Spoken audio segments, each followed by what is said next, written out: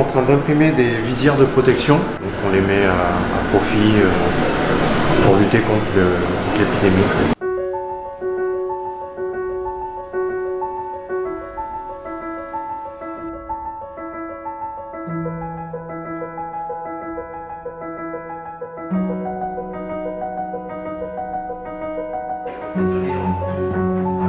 Sur les réseaux sociaux et sur internet, on a pu voir un élan de la part des makers, des Fab Labs, de particuliers possédant des impressions 3D et qui se sont mis à créer des designs, à partager les fichiers sources et ensuite à les distribuer, à les imprimer. Donc on a suivi la mouvance comme d'autres.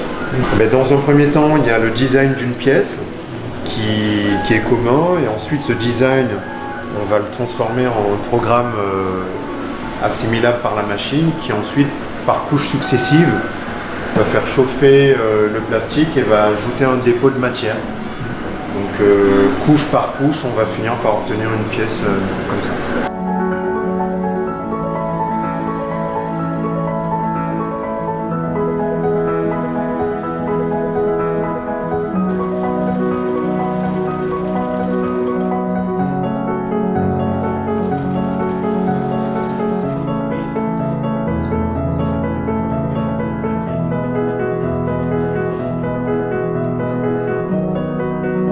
Parce que toute notre production est à l'arrêt finalement, donc on produit des masques pour répondre un peu à notre petite façon en tout cas à la crise sanitaire. Les professionnels ont fait appel à nous, et donc du coup nous leur fournissons des masques que nous réalisons avec nos petites machines, mais en même temps en suivant les normes définies par la FNOR en tout cas, pour permettre à une personne saine de se protéger et de contenir en tout cas la propagation de la maladie. Aujourd'hui, on n'en produit qu'entre 60 et 80 masques par jour.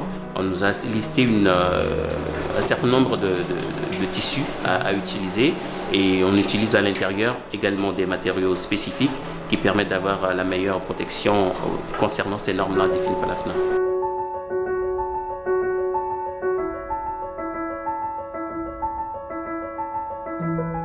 C'est une commande d'abord CTG.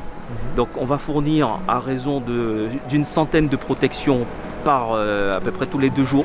Donc à raison d'à peu près 200 visières sur une semaine pour tout type d'usagers, que ce soit au niveau des caissières, des éboueurs, des gens qui travaillent dans le bâtiment, voire même aussi, et le cas échéant, tout ce qui est centre hospitalier. Donc on va essayer en même temps de coupler ces visières de protection avec des masques qui sont fabriqués par une start-up qu'on héberge à la Pépinière et qui justement fabrique des masques homologués. Donc ce couplage-là permettra, je pense, d'apporter une solution parmi tant d'autres, en tout cas en termes de protection des publics qui sont exposés.